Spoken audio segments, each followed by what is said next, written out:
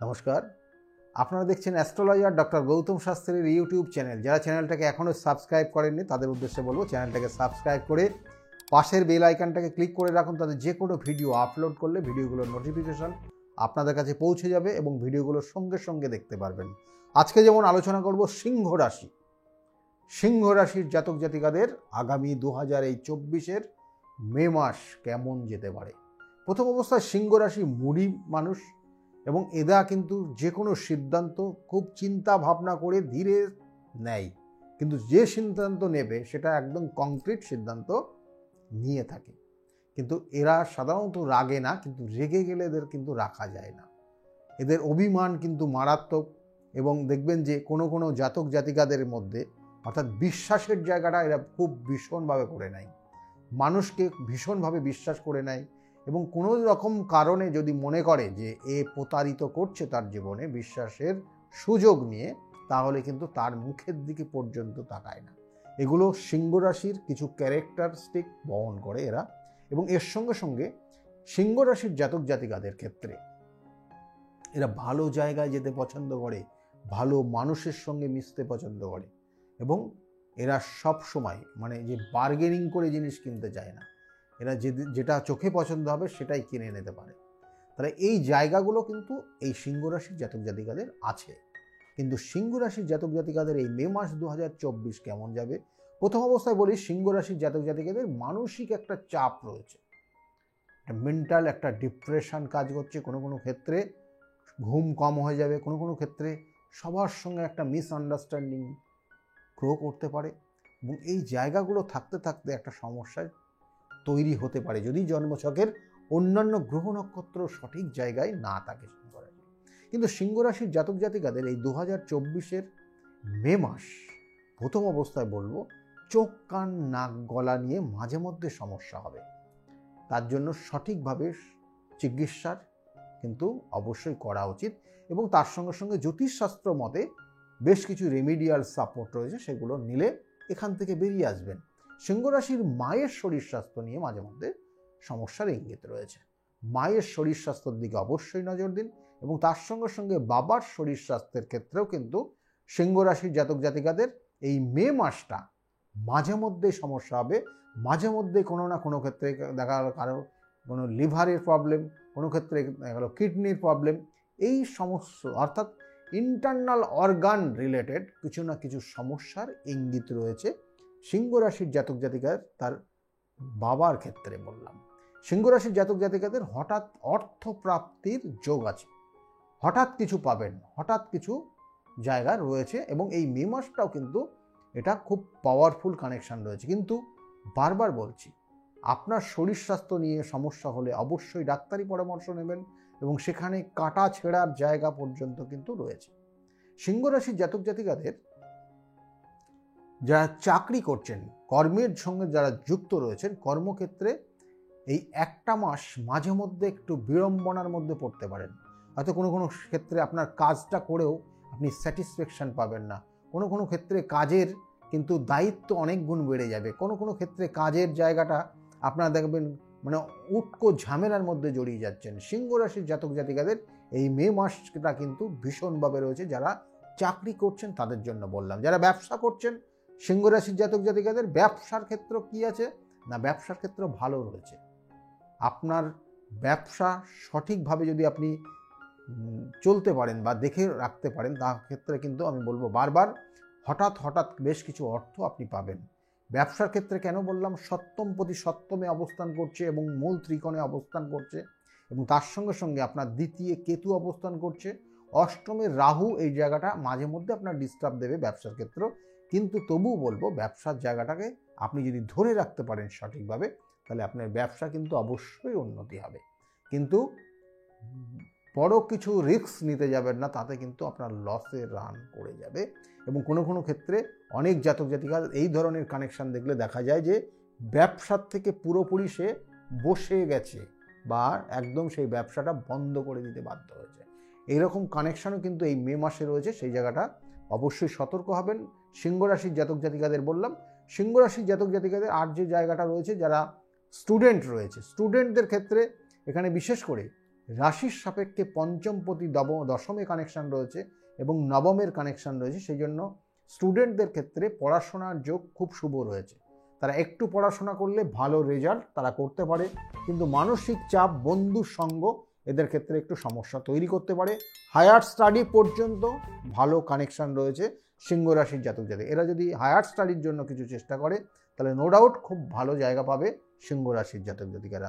সিংহ রাশির জাতক জাতিকাদের আর যে জায়গাটা রয়েছে, বিশেষ করে দাম্পত্য জীবনের ক্ষেত্রে মিসআন্ডারস্ট্যান্ডিং অনেক দিন অনেকবার হতে পারে।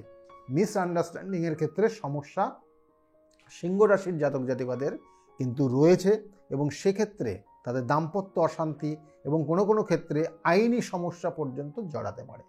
সেই জন্য সিংহ রাশির এই জায়গাগুলোকে নিশ্চয়ই সঠিকভাবে তার প্রতিকার প্রতিবিধান করে সঠিক গাইডলাইন নিয়ে এগিয়ে যেতে হবে, না হলে সমস্যায় জড়িয়ে যেতে পারে।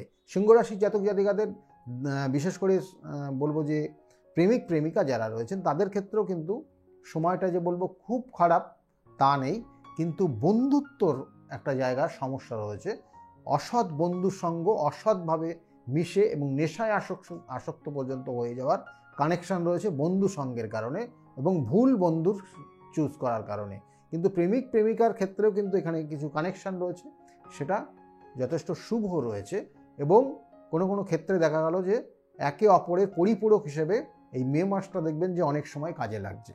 এবং এর সঙ্গে সঙ্গে বলবো যে সিংহ রাশির জাতক জাতিকাদের যারা সম্পত্তি কেনার জন্য প্ল্যানিং করছেন তাদের নতুন কোনো সম্পত্তি হওয়ার যোগ রয়েছে, এবং সন্তানের ক্ষেত্রেও কিন্তু যথেষ্ট গুরুত্ব রয়েছে, কারণ সন্তান হওয়ার যোগ রয়েছে। যারা চেষ্টা করবেন বা চেষ্টা করছেন তাদের ক্ষেত্রে এই মে মাস থেকে সন্তান নেওয়ার শুভ যোগ তৈরি হচ্ছে। এবং এর সঙ্গে সঙ্গে বলবো সিংহ রাশির জাতক জাতিকারা যারা শত্রুতার ক্ষেত্র, অবশ্যই আপনার ক্ষেত্রে শত্রুতার জায়গা রয়েছে, কারণ আপনার শ্বশুর বাড়ির রিলেটিভ আপনাকে সাপোর্ট করবে না। কোনো কোনো ক্ষেত্রে দেখবেন যে আপনি যে কাজটা করেননি তার দায়ভার আপনার ওপর চাপিয়ে দেওয়ার চেষ্টা করবে। এক্ষেত্রে খুব সতর্কভাবে চলবেন সিংহ রাশির যারা জাতক জাতিকা। সিংহ রাশির জাতক জাতিকাদের ভ্রমণের ক্ষেত্রে বলবো ভ্রমণের শুভ যোগ রয়েছে। দেখবেন কর্মক্ষেত্রের সংক্রান্ত জায়গা নিয়েও আপনি ভ্রমণ করতে পারেন। কোনো কোনো ক্ষেত্রে দেখা যাচ্ছে যে আপনি একসঙ্গে বেশ কয়েকজনকে এক জায়গায় নিয়ে ভ্রমণের উদ্দেশ্যে কোথাও যেতে পারেন।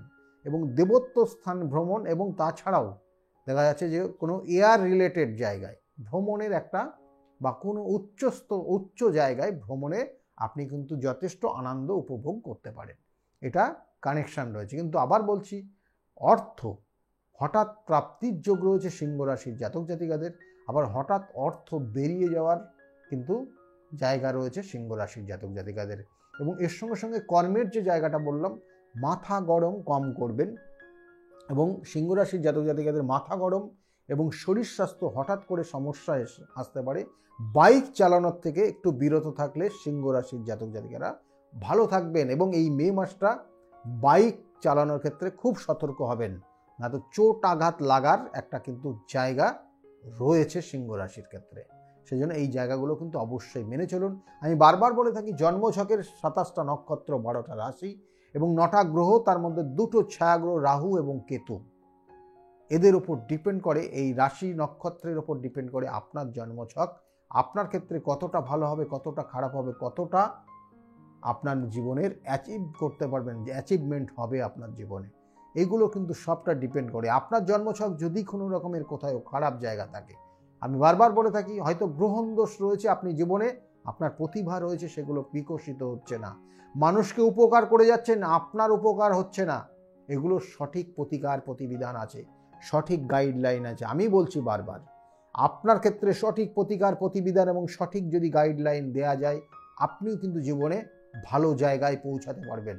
যদি মনে করেন আমার সঙ্গে যোগাযোগ করবেন, তাহলে নিচের যে বুকিং নাম্বার বা অ্যাপয়েন্টমেন্ট নাম্বার বলে যে নাম্বারটা যাচ্ছে, ওই নম্বরটা নোট করে রেখে আপনি ওই নাম্বারে ফোন করুন। আপনি জানতে পারবেন আমি কোন চেম্বারে কখন কোন সময়ে বসি, এবং সেই অনুযায়ী আপনি আমার সঙ্গে কনসালটেন্সি করতে পারবেন। যাই হোক, আপনার এই সিংহ রাশির জাতক জাতিকাদের যে সমস্যাগুলো বললাম, এর জন্য করণীয় হচ্ছে প্রত্যেক দিন শিবের অভিষেক করবেন। তাতে আপনার শুভত্ব জায়গাটা অনেক গুণ বৃদ্ধি পাবে, অশুভত জায়গাগুলো অনেকটা কমে যাবে। কিন্তু বারবার বললাম যে জন্মছকের নেগেটিভ পয়েন্ট বা নেগেটিভ কানেকশন থাকলে সেগুলোর প্রতিকার প্রতিবিধান না করলে আপনি ভালো ফল আশা করতে পারবেন না। তবুও বলবো প্রত্যেক দিন শিবের অভিষেক করুন, কাঁচা দুধ এবং গঙ্গার জল এবং তার মধ্যে অল্প পরিমাণে কালো তিল মিশ্রণ করে সেটা শিবেরকে অভিষেক করুন এবং মহামৃত্যুঞ্জয় মন্ত্র পাঠ করুন 108 বার করে। তাতে আপনি এই জায়গার থেকে বেরিয়ে আসতে পারবেন, অনেক বেটার, কিন্তু আগামী দিনে বেটার জায়গায় আপনি পৌঁছাতে পারেন। আর যদি মনে করেন আমার সঙ্গে যোগাযোগ করবেন, তাতে বলবো অবশ্যই ওই বুকিং নাম্বারটায় ফোন করে নিন। আর আজকে যে আলোচনা করলাম যদি ভালো লাগে তাহলে অবশ্যই লাইক এবং শেয়ার করতে ভুলবেন না। বিগত দিনে যারা অলরেডি চ্যানেলটাকে সাবস্ক্রাইব করেছেন তাদেরকে অসংখ্য অসংখ্য ধন্যবাদ। যারা চ্যানেলটাকে এখনও সাবস্ক্রাইব করেননি তাদের উদ্দেশ্যে বলবো চ্যানেলটাকে সাবস্ক্রাইব করে নিয়ে পাশের যে বেল আইকনটা রয়েছে ওই বেল আইকনটাকে ক্লিক করে রাখুন। তাতে যে কোনো ভিডিও আপলোড করলেই ভিডিওর নোটিফিকেশনটা সর্বপ্রথম আপনার কাছে পৌঁছে যাবে। আজকের মতো এই পর্যন্তই। সকলে খুব ভালো থাকবেন, আবার দেখা হবে। নমস্কার।